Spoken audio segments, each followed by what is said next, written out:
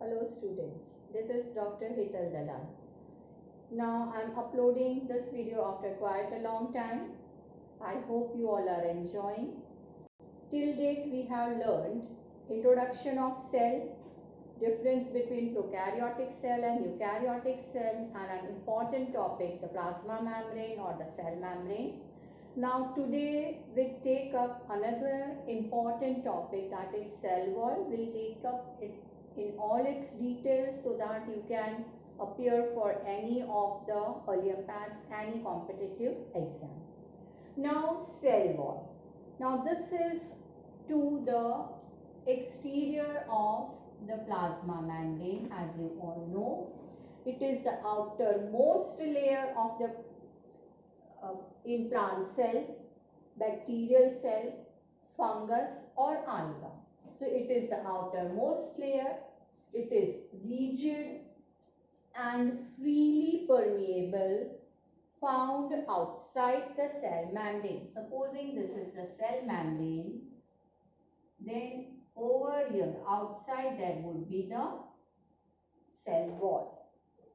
Now plants, bacteria, cyanobacteria or what you called as blue-green algae, fungi, they all have cell wall. And you are aware now that animal cells, they don't bear cell wall. They have only plasma membrane or cell membrane.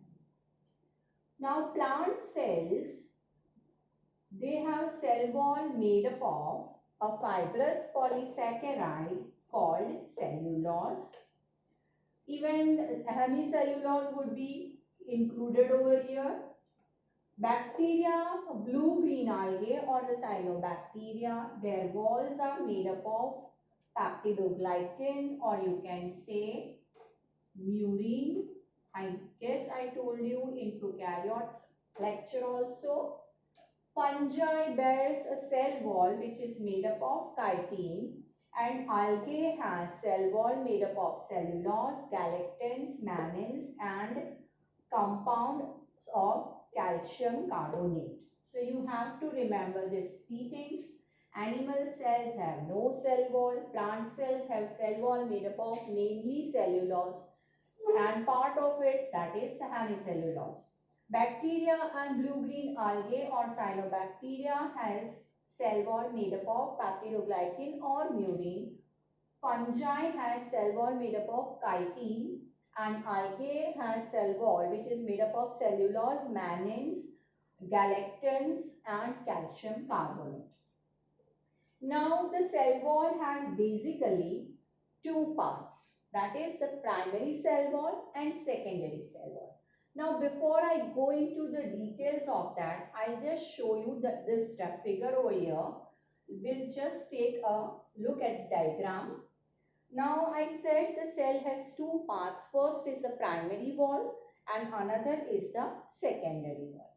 Now this part is the primary wall, this whole circle, and outside it is the middle lamella, and inside the three circles which I have drawn, 1, 2 and 3, that is the secondary wall. Now how is it made, what are the components and what is its importance, we'll take up one by one. Now primary cell wall, it is found in young cells, this plant cell. When the plant is matured, then there would be more additions of wall. So in primary wall, for primary wall, that is found in young plant cell, and it forms a single layer of wall material. Any plant cell has a wall. So when a plant is very small, that is a young plant, that young plant cell has primary wall, and this cell wall layer is called as primary wall. You know, when you are small, you go into primary school, then later on you go to the secondary school, then higher secondary. So when you are small, it is a primary. So when the plant cell is small, it is a primary wall, and this layer is primary wall, which is thin, elastic and capable of expansion in growing cell. You know, young plant is not going to remain young always, it has to grow up. So it needs to have space for for growth. So this wall is thin, elastic and capable of expansion, and that the plant cell which is growing. Now how does it grow? If this is the plant cell primary wall, then there are additions of the layers. So grows by addition of more wall material within the existing one. Now already there is a wall. If you again make a layer of wall, then you again add some material. So this is the way the cell wall keeps on thickening. And this primary wall is made up of cellulose, pectin and hemicellulose. So this you have to remember. Other than that, this primary wall is found in meristematic and parenchymatous cells. Now these are the two new terms which we'll take in detail in the chapter tissues. But I'll give you a small hint regarding the meristematic and parenchymatous cells. Meristematic cells are found in the growing parts of the plant. That is, it can be the root tip or the shoot tip. So that is the growing part. When you draw a plant, the upper tip and the lower tip, this would be the root. This is the shoot. So here there would be meristematic cells and over here there would be meristematic cells. Now I told you in lecture 1 how is growth happening in any organism. It is simply by addition of cells. So now at this tip, if you add more of cells, what is going to happen? There would be growth. So here the cells are young. So what kind of wall should they be having? They would be having primary cell wall. So meristematic cells have primary wall and another is parenchymatous cells. And parenchymatous cells are those which are involved in storage, photosynthesis, secretion. These are some of the functions, and these are the most abundant plant tissue as plant cells found. So those are the parenchymatous. We'll take up in the chapter tissues both the terms in detail. So primary cell wall is found in meristematic cells and parenchymatous cells. So that is regarding the primary wall found in young plant. It is a thin elastic layer capable of expansion. More layers are added so that the growth is by addition. How is the primary wall growing? That is by addition of layers. And it is commonly seen in meristematic and parenchymatous cells. Primary cell wall is made up of cellulose and pectin. Now we come to the secondary wall. Means it is grown always after primary cell wall. Now it is found in mature cells. You see this term. In primary wall, it was young plant. And here it is mature. So secondary wall is found in mature plant cells. More layers are added internal to the primary cell wall. So I am drawing a small picture over here. Supposing this is your cell, okay, and this becomes the cell wall. I am not drawing plasma membrane right now. So what happens? This is the cell wall which is primary.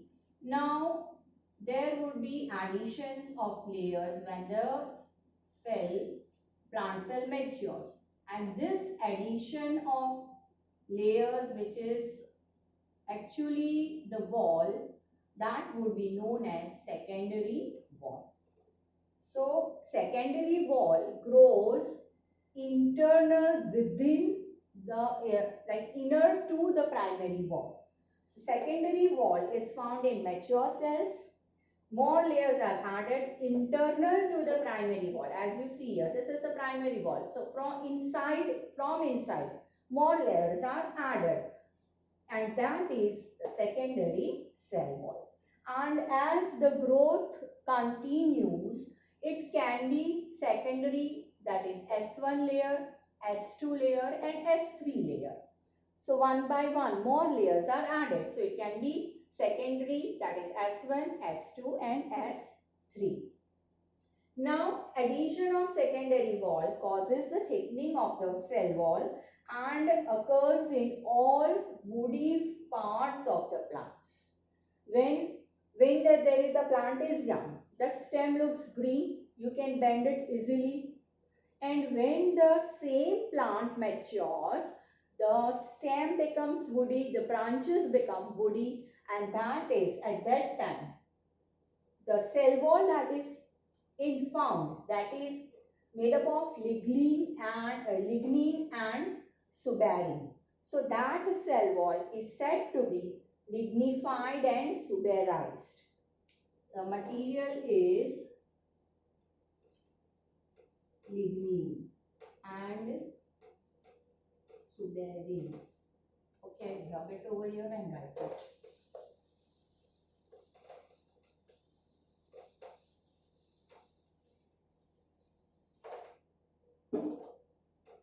It is lignin. So the wall is called lignified, and when suberin is added, it is called suberized. Okay, this addition is in secondary wall. Now I will show an outermost layer, that is when there are like this is one plant cell, this is another plant cell. Now between the two there is another layer, and that layer is called middle lamella. So adjacent cells in a plant tissue are held together. See, this is one cell, this is another cell. Now they need to be held together. How is it possible? By some sticky material, some cementing material, and that material is layer formed is called middle lamella. Middle lamella is made up of thin sticky cementing material, and this is made up of calcium and magnesium pactate. This calcium and magnesium pactate, it is found even in fruits. If I give you example, when you eat guava, there is a crunch when it is little raw. But when it becomes very ripe, it becomes soft and pulpy. You can even talk about chiku, that also has that crunchy feeling when you bite. Nashpati, that is also having that crunchy feeling when you bite. So that is due to presence of pectin. And in middle lamella is made up of calcium and magnesium pactate. Calcium pactate and magnesium pactate. So when the fruit becomes ripe, this turns soft. Okay. So once again, this is one plant cell, this is another plant cell. Now they are placed next to each other, that is adjacent to each other. Now there should be some like linking between them, joint between them, and this is done by middle lamella, and the cementing material is calcium pactate and magnesium pactate, and this material is thin and sticky. So if I draw a cell like this, and I am drawing another cell like this, in between this blue color, that is the middle lamella. It is the cementing material which is thin and sticky, made up of calcium pactate and magnesium pactate. So this is the way two plant cells are held together. Now here I have drawn the diagram. You can see this black line. I'm just like rubbing my finger and erasing it. This is the middle lamella. So this is one cell, this is another cell. So what will be the immediate thing to middle lamella? It would be the primary cell wall. So this is primary cell wall. Even this is primary cell wall, right? And inner to primary cell wall would be the secondary cell wall. So that is S1, S2 and S3. Same over here. This is the primary cell wall, S1, S2 and S3. This is the another kind of section. Transverse section. So you can see here. Blue color is middle lamella. Then this is the primary wall. And then this is S1, S2, S3. That is the secondary wall. So this is regarding primary wall, secondary wall and middle lamella. Now cell wall and middle lamella, they may be traversed by a term that is called plasmodesmata, and these connect the cytoplasms of the two adjacent cells. Means plasmodesmata are the cytoplasmic bridges between the two adjacent cells so that there can be exchange of materials. I can say cytoplasmic, like it would be something like this, bridges in between. So this is the plasmodesmata. Cell wall and middle lamella may be traversed by plasmodesmata. What is plasmodesmata? It connects the cytoplasm. See, now inside that this is the nucleus. This is the nucleus, right? It is traversing the cell wall and the middle lamella, right? And this connection or this joining, so you can call the bridges. Bridges between what? Two adjacent plant cell and that is in their cytoplasm. So the cytoplasmic bridges formed traversing the cell wall and middle lamella between two adjacent cell wall, that is known as plasmodesmata.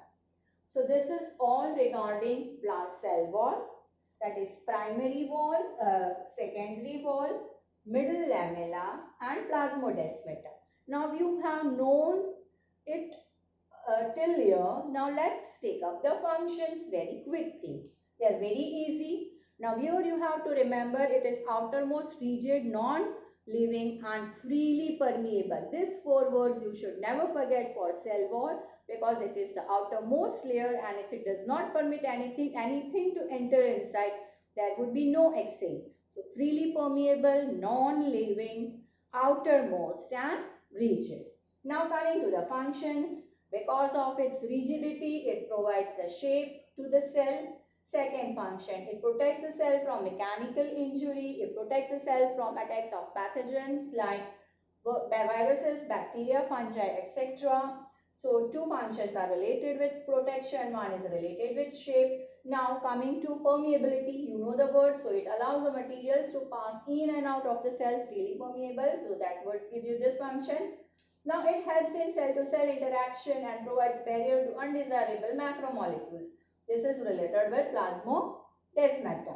Now cell wall permeates the cells of plants, fungi, bacteria to withstand very dilute external media without bursting. Now if the external media is hypertonic and if there were no cell wall, what would happen? The fluid from outside will enter the cell and the cell will start swelling. And it will reach a stage when it cannot take up the pressure anymore. That pressure is called, when it becomes turgid, that is swollen, that is called turgid. So then it cannot take up the turgor pressure. When the cell becomes swollen, it is called as turgid, and it exerts a pressure that is called a turgor pressure or the turgor pressure. And if there were no cell wall, then the cell would burst, like it happens in animal cells. When you put a red RBC in hypotonic solution, then it will swell, and after certain point it cannot take up the pressure and the cell burst.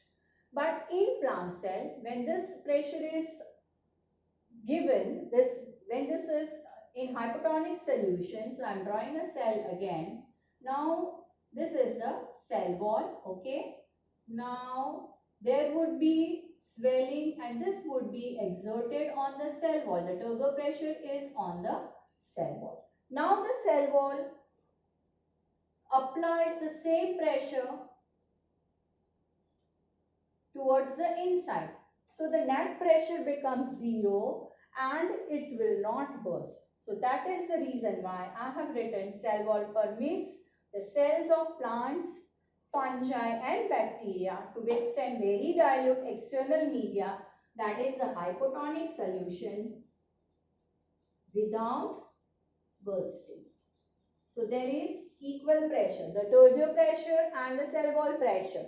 It is like this. But there is no bursting. So that is all related with cell wall. In the next lecture, which I'll upload very soon, we'll take up details of nucleus, which is very important part of the cell. Stay tuned. Please like, share and subscribe.